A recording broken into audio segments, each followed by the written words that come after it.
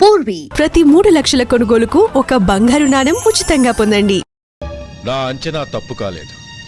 వాడి మంచితనమే వాడిని దెబ్బకొట్టింది. మన వాళ్ళని పంపించి గుడి తాలూకు డబ్బు కొట్టేశాడని పోలీస్ కంప్లైంట్ ఇవ్వండి. ఇప్పుడు ఆ స్టేషన్లో ఎస్ఐ వాడి తమ్ముడే. వాడే వెళ్ళి వాడి అన్నయ్యని అరెస్ట్ చేసి వీధుల్లో నడిపించుకు తీసుకురావాలి. అది నేను కళ్ళారా చూడాలి, మనసారా సంతోషించాలి. అయ్యా గోపాలం గారు, మీరు దేవస్థానం సొమ్ము దొంగిలించారని ఎవరో పోలీస్ కంప్లైంట్ ఇచ్చారంట. మిమ్మల్ని అరెస్ట్ చేయడానికి మీ తమ్ముడు గారు వస్తున్నారు.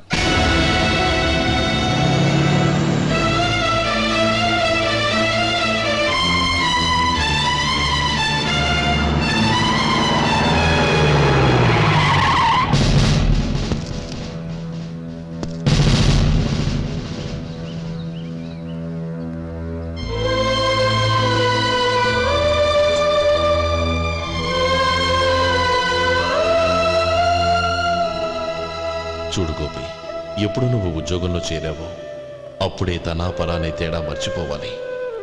నేరం చేసిన వాడు నీ తమ్ముడైనా అన్నైనా సరే శిక్షించాల్సిన బాధ్యత నీది. అదే నువ్వు నీ ఉద్యోగానికి ఇచ్చే గౌరవం.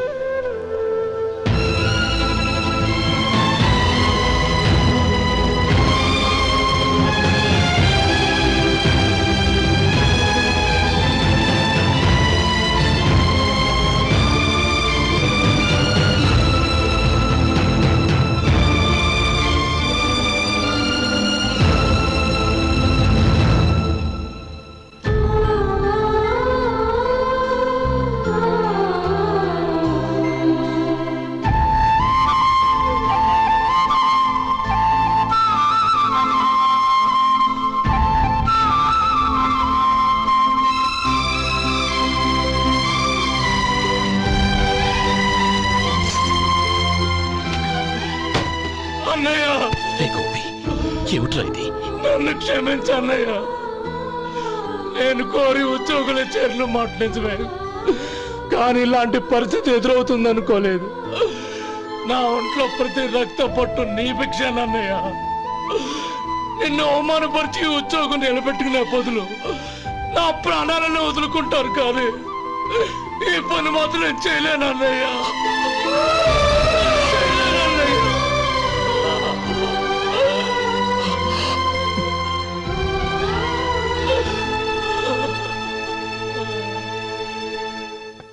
ఏరా, ఇన్నేళ్లు కష్టపడి సంపాదించిన ఉద్యోగానికి రాజీనామా చేస్తావా? కనీసం నీ పెళ్ళాం ఏమనుకుంటుందోనని ఆలోచించావా? ఇందులో అనుకోవడానికి ఏముంది మామగారు?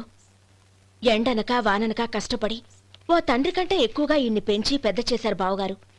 అలాంటి దేవుణ్ణి అరెస్ట్ చేసే ఆ ఉద్యోగం ఈయనకు అవసరం లేదు. బాగుంది. అన్నకు తగ్గ తమ్ముడు, తమ్ముడికి తగ్గ పెళ్ళాం. సరే, మీ ఇష్టం. నానమ్మా, అన్నయ్యడి. నమస్కారం అండి. ఓ నువ్వా? రా కూర్చో. పర్వాలేదండి. ఏంటి ఇలా వచ్చావు? ఆ రోజు నా కంపెనీని మూసేయమన్నారు. ఇప్పుడు నేను మూసేయడానికి సిద్ధంగా ఉన్నాను. దానికి ప్రతిఫలంగా నాకు 5 లక్షలు కావాలి. అలాగే, నీకు కావాల్సిన 5 లక్షలు నేను ఇస్తాను. చాలా థ్యాంక్స్ అండి. కానీ మీరు మీ కంపెనీని మూసేయక్కర్లేదు. సార్? అవును మిస్టర్ మధు, మీ అన్నగారికి జరిగిన అన్యాయం గురించి తెలుసుకున్నాను. మీ కుటుంబం గురించి కూడా విన్నాను. సహజంగా అందరూ ఐకమత్యానికి ఉదాహరణ రామలక్ష్మణులు అంటారు. కానీ ఆ రామలక్ష్మణులు ఎలా ఉంటారనేది పుస్తకాల్లో చదవడం తప్ప ఎవ్వరూ చూడలేదు. మీ అన్నదమ్ములను చూస్తే ఆ రామలక్ష్మణులు ఇలాగే ఉండేవారేమో అనిపిస్తుంది. అలాంటి కుటుంబానికి ఇలాంటి ఇబ్బంది రావడం నిజంగా దురదృష్టం. రామునికి హనుమంతుల్లా కాకపోయినా ఏదో ఉడతా భక్తిగా నా వల్ల వీలైన సహాయం ఈ 5 లక్షలు తీసుకో. మీ కంపెనీ పేరు మీదే అన్ని సరుకులు తయారు చేయండి. నేను వాటిని ప్రపంచమంతా మార్కెటింగ్ చేస్తాను. సార్, మీ రుణం ఉంచుకోను, తొందరలోనే తీర్చేస్తాను. స్నేహితుల మధ్య రుణాలేంటి మధు? We are friends.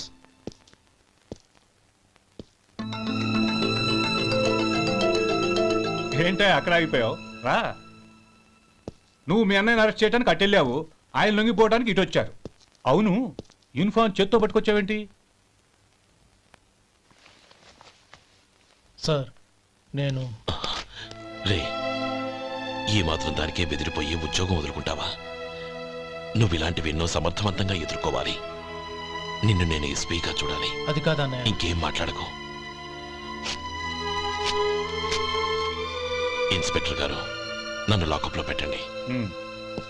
ఆగండి సార్, ఆ డబ్బు ఎక్కడికి పోలేదు. నేనే తీసి జాగ్రత్త చేశాను. ఈ విషయం అన్నయ్యకి తెలియక బ్యాగులో డబ్బు కనబడకపోవడంతో అది పోయిందనుకున్నాడు. నేను పట్నం నుంచి వచ్చేసరికి జరిగిన గొడవంతా తెలిసిందే. రే మధు, జరిగిన దానికి నన్ను క్షమించనయ్యా. ఇంటికి వెళ్ళాక అన్ని వివరంగా చెప్తాను. సార్, ఇదిగోండి 5 లక్షలు. ఇది కమిటీ వాళ్ళకి అప్పగించి ఈ కేసు కొట్టేయండి సార్. భలే వాడివయ్యా, తీసినప్పుడు ఒక మాట ఆయనతో చెప్పుండొచ్చుగా. అనవసరంగా పెద్ద ఆయన స్టేషన్ వరకు రప్పించావు. Sorry sir. అన్నయ్య, మీరింటికి వెళ్ళండి. నేను లెక్క అప్ప చెప్పేసి వస్తాను. వస్తానండి. అలాగే. ఎలా దెబ్బ కొట్టాలన్నా కుదరటం లేదు. అయినా వీళ్ళకు ఉన్న పళ్ళంగా 5 లక్షలు ఎలా వచ్చాయి? అదే బావా, నాకు అర్థం కావటం లేదు. నీకు అర్థమైతే ఆశ్చర్యపడాలి కానీ అర్థం కాకపోతే ఆశ్చర్యం ఏముంది? Useless fellow.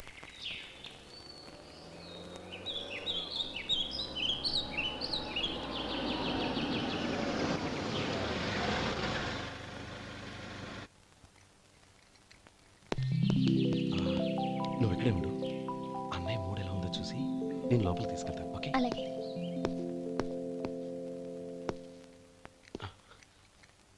అన్నయ్య, ఏంట్రా? నేను చాలా రోజుల నుంచి నీకు విషయం చెప్తున్నాను, గుర్తుందా? ఏ విషయం? అదే అన్నయ్య, నేను ఓ అమ్మాయిని ఓ అమ్మాయిని లవ్. ఓహో, లవ్ చేస్తున్నావా? ఆ విషయం నువ్వు నాకెప్పుడు చెప్పావురా? ఊళ్ళో అందరూ అనుకుంటుంటే నేను విన్నాను. సారీ అన్నయ్య, నీకు చాన్నాళ్ళుగా చెప్పాలనుకుంటున్నాను కదా, అందువల్ల చెప్పేశానేమో అనుకున్నాను. ఓహో, ఆ అమ్మాయి వచ్చిందన్నయ్య, బయట నిలబడి ఉంది. బయట నిలబెట్టడం ఏమిట్రా? లోపలికి తీసుకురా. అలాగే అన్నయ్య. ఏయ్, అన్నయ్య మంచి మూడ్లో ఉన్నాడు, రా. కమ్.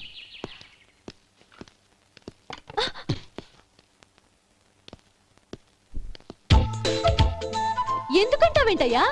ఆ అన్నయ్య మాట వినగానే మీ డాక్టర్ గడగడ వణికిపోతాడు. అసలు డాక్టర్ చదివే తమ్ముడిని అలా భయపెట్టచ్చా? తప్పు కదా? తప్పేనండి. ఆ, నమస్కారం మేడం. నమస్కారం.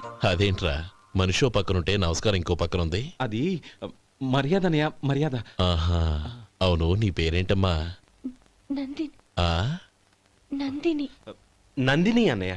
ఏ ఆ మొక్క తను చెప్పలేదా? పెద్దలంటే మహాగౌరవం అన్నయ్య. మేమిద్దరం ఇంత క్లోజ్ ఫ్రెండ్స్ కదా, ఆయన నాతో కూడా ఎక్కువ మాట్లాడదు ఓహో కదా. నాకు మీ డాక్టర్కి పెళ్ళవని అప్పుడు అన్నయ్య సంగతి చెప్తాను. ఏం చేస్తారండి? ఏం చేస్తానా? ఆ. సంవత్సరం తిరగకుండానే కవల పిల్లల్ని కని వాళ్ళ అన్నయ్య చేతిలో పెడతాను. వాళ్ళకి 5 సంవత్సరాలు వచ్చేసరికి ఆయన్ని బాగా ముట్టిగలేస్తారు. అవును, అమ్మాయి మోహం చూడకుండా నిర్ణయం ఎలా తీసుకోనరా? తలెత్తు.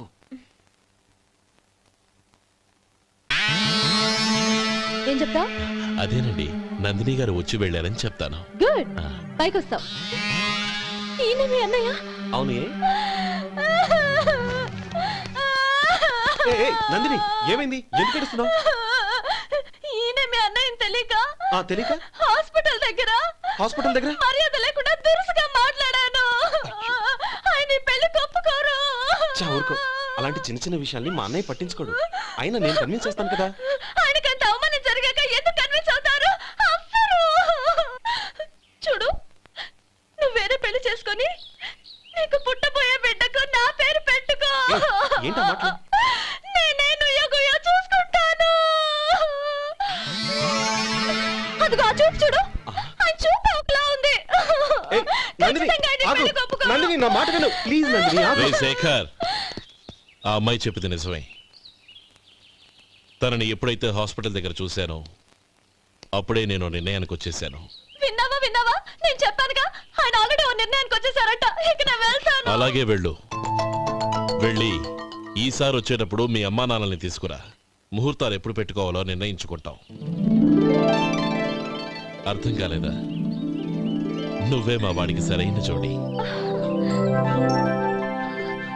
అదే నేను తీసుకున్న నిర్ణయం. థ్యాంక్ యూ బావగారు. నన్ను ఆశీర్వదించండి. లేమా, శీఘ్రమేవ కళ్యాణ ప్రాప్తిరస్తు.